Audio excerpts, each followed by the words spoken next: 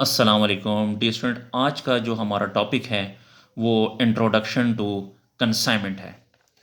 तो ये जितनी भी टर्मिनोलॉजीज़ हैं ये आपको वन बाय वन मैं आपको एक्सप्लेन कर देता हूँ और इसकी जो डेफिनेशन है वो भी आपको बताता हूँ। तो सबसे पहले हम कंसाइनमेंट को समझते हैं कि कंसाइनमेंट है क्या, और उसके बाद फिर आपको एक डायग्राम के ज़रिए कंसाइनमेंट का मतलब समझा दूंगा और ये जितनी भी टर्मिनोलॉजीज़ हैं ये तमाम की तमाम उस डायग्राम में आपको समझ आ जाएंगी। तो शुरू करते हैं।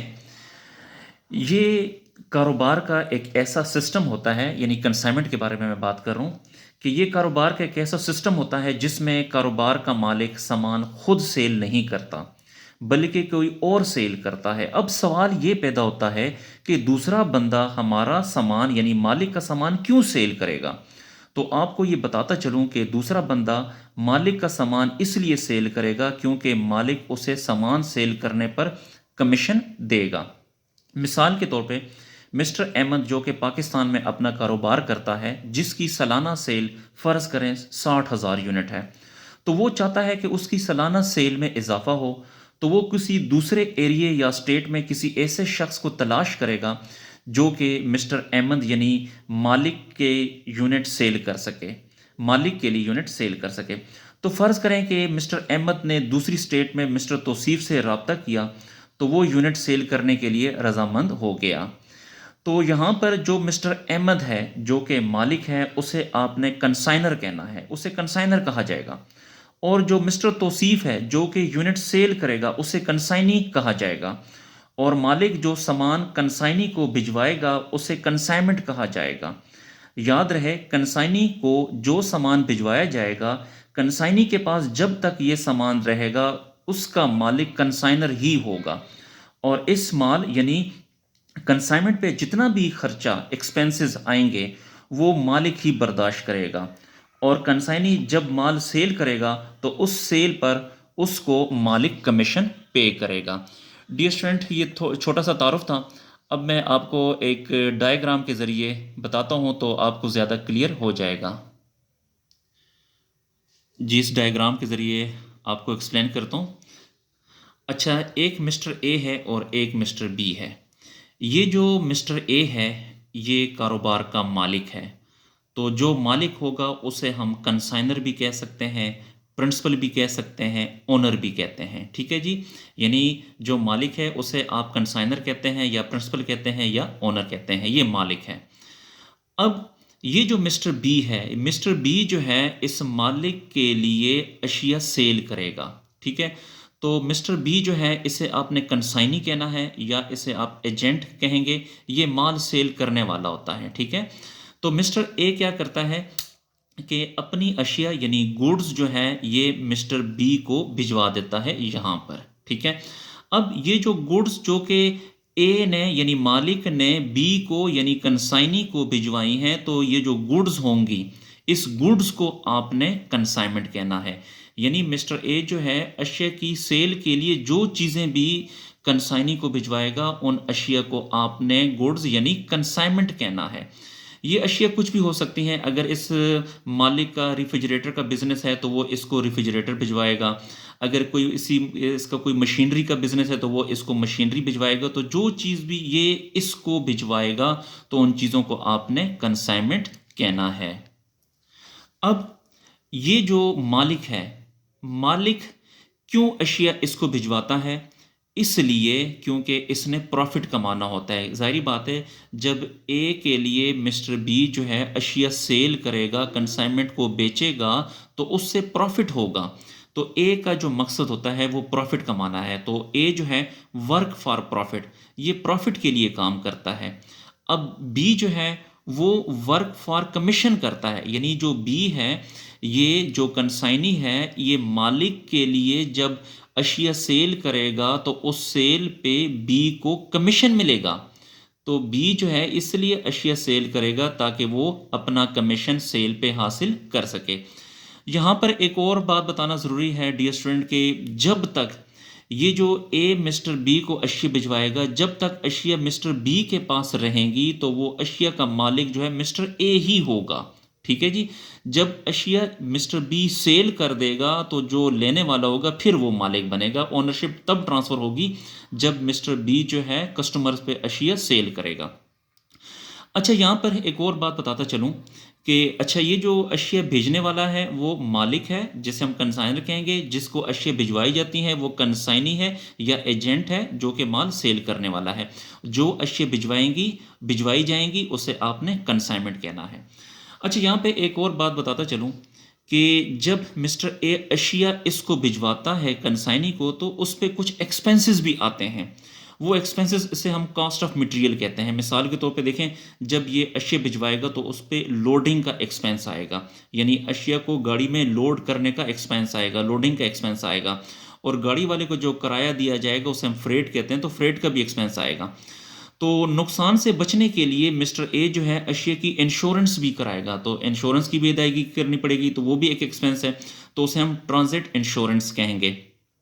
इसी तरह मिस्टर ए जो है जब अशिया भिजवाएगा तो उस पर कोई ड्यूटी भी पे करनी होगी, कोई टैक्सेस भी पे करने होंगे, या कोई अदर एक्सपेंसेस भी हो सकते हैं। या जब ये अशिया उसको भिजवाएगा तो उन अशिया को पैक करने के लिए भी एक्सपेंस आएंगे, तो जिसे हम पैकिंग एक्सपेंसेस भी कह सकते हैं। तो जब मिस्टर ए यानी मालिक उसको अशिया भिजवाएगा तो उन पे ये एक्सपेंसेस आ सकते हैं, बल्कि आते हैं। अब जब ये अशिया बी के पास पहुंचती हैं तो ये भी कुछ एक्सपेंसेस करता है। मिसाल के तौर पे जब अशिया इसके पास पहुंचेंगी गाड़ी में तो ये अनलोडिंग चार्जेस पे करेगा, तो ये भी एक्सपेंस है। इसी तरह बाज़ औक़ात इस तरह होता है कि ये भी फ्रेट पे करता है। फ्रेट का मतलब होता है किराया।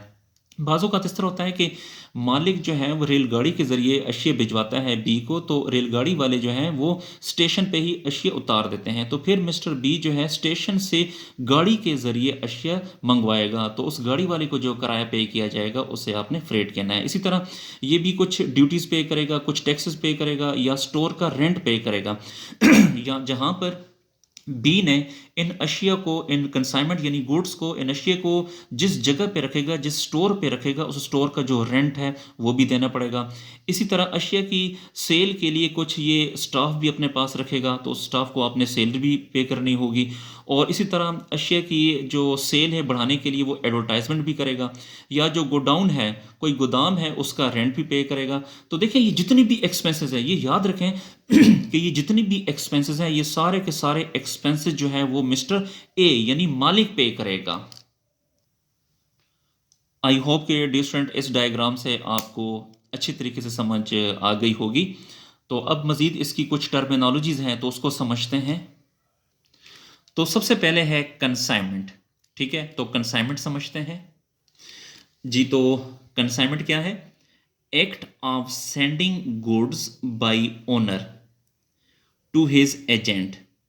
जो मालिक है, जो अशिया वो भिजवाता है एजेंट को for the purpose of selling, sale करने के मकसद के लिए, इज कॉल्ड कंसाइनमेंट।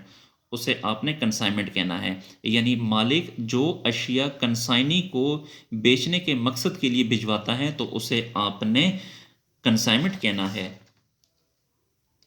यानी यहाँ पे देखें, मालिक ए है तो इसने ये अशिया यानी गुड्स बी को भिजवाई हैं, तो जो अशिया भिजवाई गई हैं उन्हें आपने कंसाइनमेंट कहना है जी। उसके बाद जो दूसरा हमारे पास है कंसाइनर जी। तो कंसाइनर को समझते हैं। Consignor, the owner of the goods, अशिया का मालिक, consigned, is known as consignor और प्रिंसिपल।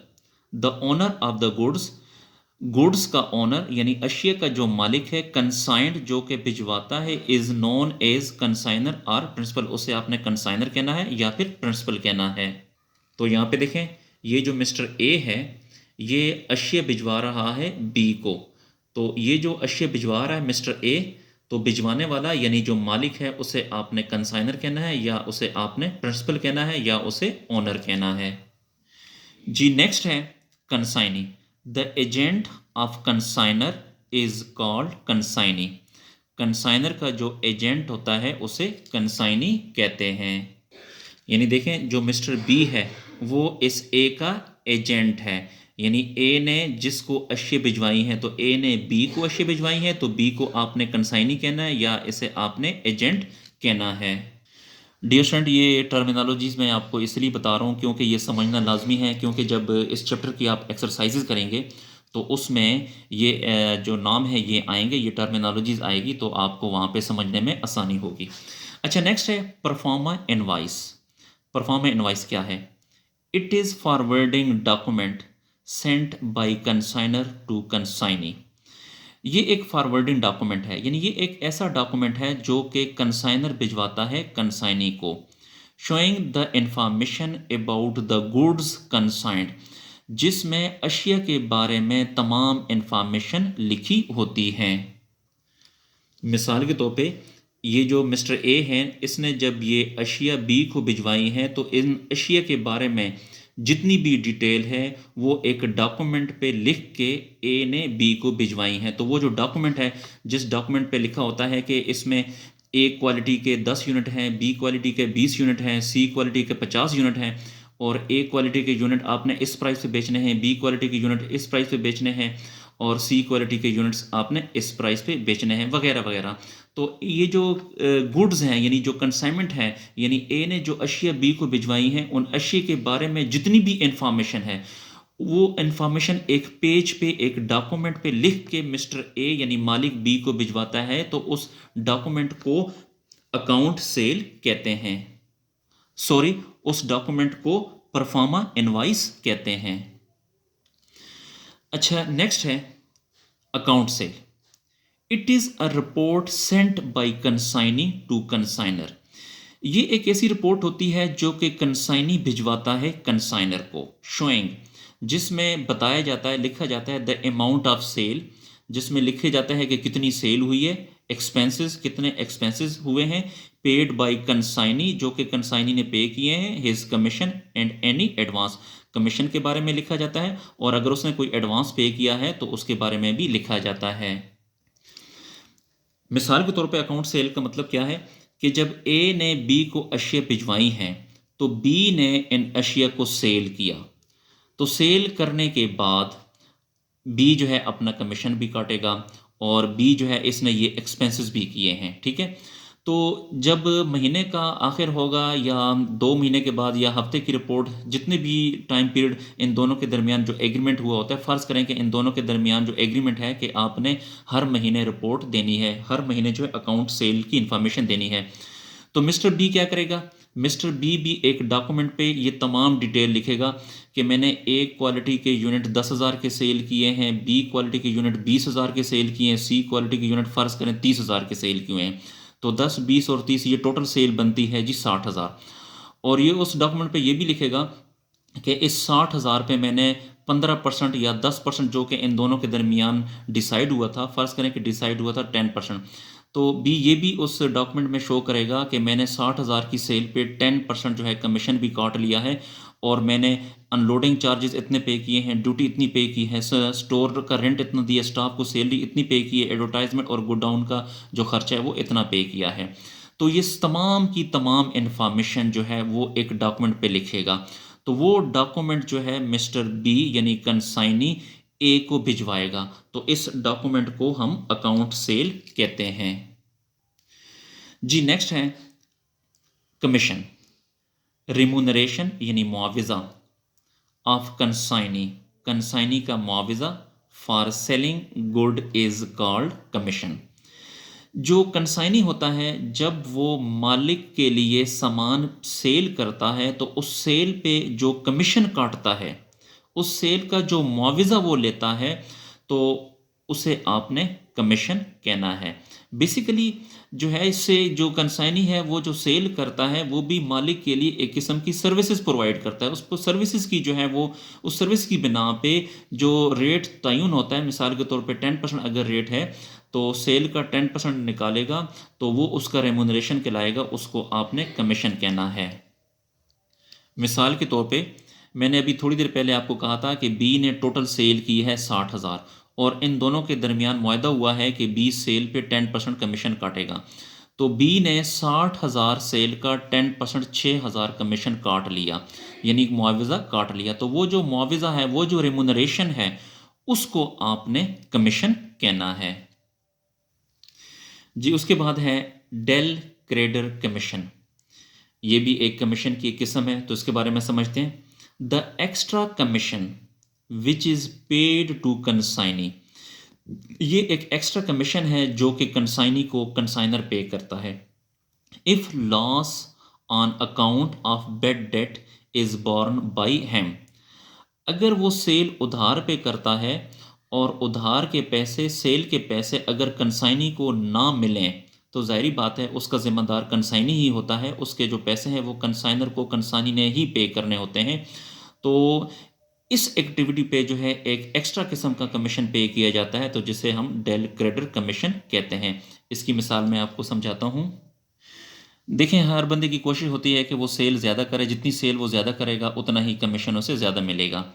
तो बी जो है, ए ने इस बी को अलाउ किया था कि आप कैश की भी सेल करें और उधार की भी सेल करें, लेकिन उधार की सेल जब मिस्टर बी करेगा, अगर कोई बंदा मिस्टर बी को पेमेंट नहीं करेगा तो उसका ज़िम्मेदार जो है वो मिस्टर बी ही होगा। और उस अगर वो पैसे इसको नहीं मिलेंगे, अगर वो बेड डेट हो जाते हैं, तो बेड डेट की अमाउंट मिस्टर बी ए को ही पे करेगा। तो इस एक्टिविटी पे जो मिस्टर ए है वो उसको एक एक्स्ट्रा कमीशन पे करेगा, जिसे हम डेल क्रेडिटर कमीशन कहते हैं। मिसाल के तौर पे मिस्टर बी ने कैश पे सेल की है 50,000 की और उधार पे सेल की है 10,000 की, ठीक है। अब मिस्टर बी जो है, टोटल सेल कितनी हो गई? 10,000, सॉरी 60,000। यानी दोबारा समझें कि मिस्टर बी ने कैश पे सेल की है 50,000 की और उधार पे सेल की है 10,000 की, तो टोटल जो है मिस्टर बी इसको पेमेंट करेगा 60,000 की। लेकिन क्या हुआ कि मिस्टर बी ने जो कैश पे सेल की थी वो तो इसे नकद पैसे 50,000 मिल गए, लेकिन मिस्टर बी ने जो उधार पे 10,000 की सेल की थी जिस बंदे पे, जिस कस्टमर पे, उस कस्टमर ने मिस्टर बी को पेमेंट नहीं की। अब इसका जो जिम्मेदार है मिस्टर बी ही है, ठीक है। तो चाहे इसको पैसे मिलें चाहे पैसे ना मिलें, अगर पैसे नहीं भी मिलते तो मिस्टर बी जो है इस चीज़ का जिम्मेदार होगा। तो फर्ज करें कि उस कस्टमर ने मिस्टर बी को वो 10,000 पैसे नहीं दिए, तो अब क्या करेगा? मिस्टर बी जो है पूरा 60,000 ए को देगा, यानी 50,000 कैश सेल और 10,000 अपने से जो है मिला के टोटल 60,000 कैश सेल जो है वो मिस्टर ए को यानी मालिक को पे करेगा। तो इसने जो ज़िम्मा लिया था उस उधार का, जो उधार के पैसे नहीं मिले, तो इस एक्टिविटी के, इस ज़िम्मे के, इस बेड डेट के जो है पे एक एक्स्ट्रा कमीशन मिस्टर ए इसको देगा, उसे हम कहते हैं डेल क्रेडिटर कमीशन। जी नेक्स्ट है overriding commission. Commission paid by consignor to consignee, ये ऐसा कमीशन होता है जो कि कंसाइनर कंसाइनी को पे करता है for achieving a level of sales, एक ख़ास सेल के लेवल पे, और to sell a new product in the market, या फिर मार्केट में एक नया प्रोडक्ट लॉन्च करने पे जो कमीशन दिया जाता है उसे ओवरराइडिंग कमीशन कहते हैं। तो इसकी भी मैं मिसाल आपको देता हूँ, फिर आपको सही क्लियर हो जाएगा। फ़र्ज़ करते हैं कि जो मिस्टर बी है वो साल की सेल करता है 1 लाख रुपए। अब मिस्टर ए जो है इसको मिस्टर बी को टारगेट दे देता है कि आप हर साल 1 लाख रुपए की सेल करते हैं, तो अगर आप इस साल 1.5 लाख रुपए की सेल करें तो मैं आपको मज़ीद कमीशन दूंगा। तो अगर मिस्टर बी जो है ये टारगेट अचीव कर लेता है, तो मिस्टर बी अगर लाख की बजाय 1.5 लाख सेल का टारगेट अचीव कर लेता है, 1.5 लाख की सेल कर देता है, तो फिर उस 1.5 लाख पे जो कमीशन उसे पे किया जाएगा उसे ओवरराइडिंग कमीशन कहेंगे। या एक और भी है कि अगर मिस्टर ए जो है एक नया प्रोडक्ट इसको देता है, मिसाल के तौर पे जो पहले जो ये इसे प्रोडक्ट दे रहा था वो जो है वो कंसाइनमेंट जो इससे भिजवाई जा रही थी वो रेफ्रिजरेटर की थी, ठीक है। अब इस दफ़ा रेफ्रिजरेटर के साथ इसने एक नया प्रोडक्ट मार्केट में लॉन्च किया जो कि एलईडी है। तो मिस्टर ए ने इसको रेफ्रिजरेटर के साथ एलईडी भी इसको भिजवाई और एक नया प्रोडक्ट है, और इससे बताया कि आप इस नए प्रोडक्ट को मार्केट में सेल करें तो उस पे जो कमीशन दिया जाएगा उसे हम ओवरराइडिंग कमीशन कहेंगे। तो डियर स्टूडेंट, ये तो एक तारुफ था कंसाइनमेंट अकाउंट और इन टर्मिनोलॉजी के बारे में। अब आपको बताता हूँ कि इस कंसाइनमेंट में जितनी भी ट्रांजैक्शन होंगी उसकी जनरल एंट्री आपने कैसे करनी है। अच्छा, जनरल एंट्री आपने कैसे करनी है? जब भी कंसाइनर गुड्स भिजवाएगा कंसाइनी को, तो यानी गुड्स सेंड करेगा, तो गुड्स सेंट की एंट्री क्या होगी, देखें ये फ़र्ज़ करें कि ये मालिक है, मालिक जो है मिस्टर ए है, ठीक है। ए ने गुड्स भिजवाई तो इससे गुड्स जाएंगी, जो चीज़ जाएगी वो क्रेडिट, तो गुड्स सेंट ऑन कंसाइनमेंट को क्रेडिट करेगा, और किसकी वजह से, ये कंसाइनमेंट की वजह से, तो कंसाइनमेंट को डेबिट करेगा। इसी तरह जब ए कंसाइनमेंट भिजवाएगा तो उस पर कुछ एक्सपेंसेस भी आएंगे, तो उन एक्सपेंसेस की जगह ये कंसाइनमेंट को डेबिट करेगा। जो एक्सपेंस होता है हमेशा डेबिट होता है, तो उस एक्सपेंस की जगह मिस्टर ए कंसाइनमेंट को डेबिट करेगा। तो जब ये एक्सपेंस करेगा तो इससे कैश जाएगा, जो चीज़ जाएगी वो क्रेडिट, तो ये कैश को क्रेडिट करेगा। तो ये एक्सपेंसेस पेड बाय कंसाइनर, जब भी कंसाइनर एक्सपेंस करेगा तो उसकी ये वाली एंट्री होगी। इसी तरह अगर जो कंसाइनी है वो सेल करता है, अगर वो सेल करता है तो सेल हमेशा क्रेडिट होती है, तो सेल की जगह आपने कंसाइनमेंट को क्रेडिट करना है और डेबिट करेंगे कंसाइनी को जिसने सेल की है, तो कंसाइनी को आपने डेबिट करना है। तो सेल की जब भी एंट्री होगी तो कंसाइनी अकाउंट डेबिट या उसका नाम अकाउंट डेबिट और कंसाइनमेंट अकाउंट क्रेडिट होगा। जी पेज को थोड़ा सा ऊपर करते हैं।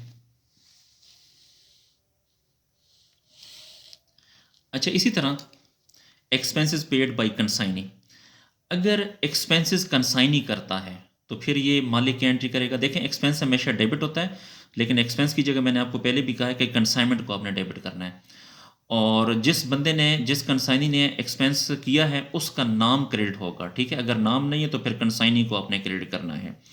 फिर उसके बाद जो कंसाइनी है जब कमीशन अपना काटेगा तो कमीशन की एंट्री क्या होगी, तो कमीशन देखें, कमीशन जो है इस मालिक के लिए एक्सपेंस है, एक्सपेंस हमेशा डेबिट होता है, तो एक्सपेंस की जगह ये कंसाइनमेंट को डेबिट करेगा और जो बंदा कमीशन काटेगा उसका नाम यहाँ पे क्रेडिट होगा, ठीक है जी। यानी कंसाइनी का नाम यहाँ पे क्रेडिट होगा, अगर नाम नहीं है तो फिर कंसाइनी को क्रेडिट करना है। फिर उसके बाद जब ये तमाम ट्रांजैक्शन हो जाएंगी तो फिर आपने प्रॉफिट और लॉस फाइंड करना है, तो उसके लिए फिर आपने एक प्रॉफिट एंड लॉस अकाउंट बनाना होगा।